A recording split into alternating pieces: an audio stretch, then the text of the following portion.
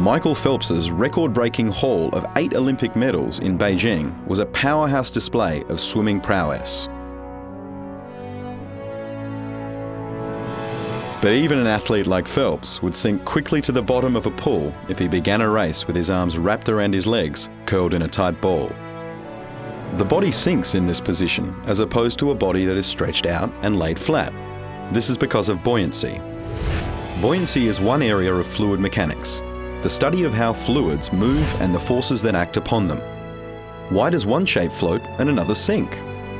Stretching the body flat in the water causes the water to push against a larger surface area. And if the total area of the body that makes contact with the water is large enough, the body floats. Conversely, a body curled up into a ball has less water pushing against it and therefore sinks. Buoyancy is the loss in weight an object appears to experience when underwater, compared to its weight on the ground.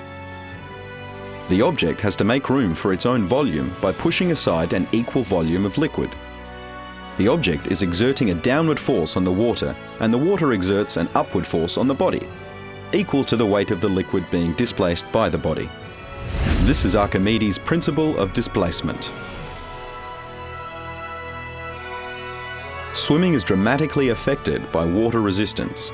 Fluid resistance consists of 2 components, drag and lift. Drag occurs because as a swimmer moves through the water, the body's velocity is opposed by the drag force. This again illustrates the action-reaction principle. There are 3 types of drag force: surface drag, form drag, and wave drag. Surface drag is where the surface of the object, influenced by its texture and shape, interacts with the water. Surface drag is created by the friction between the surface and the fluid. Wearing loose clothing can create surface drag. Form drag creates a pressure differential from the front of the body to the rear.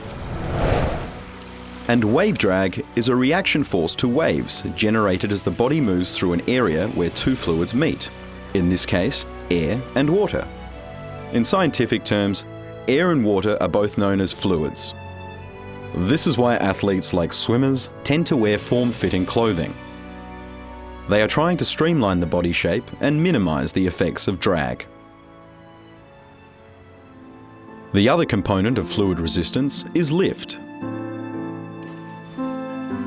The lift force acts in a perpendicular direction to the drag force.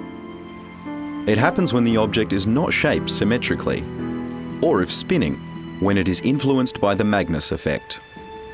The lack of symmetry causes lift to occur because the water on one side of the body moves faster than the water on the other side, thus creating a pressure differential. Swimmers can utilize the lift principle by orientating their hands in different positions relative to the water and thereby enhance their overall speed. This is the motion at work in the breaststroke style. In swimming, where hundredths of a second make all the difference, fluid mechanics are very influential in driving advancements in techniques, training, and equipment.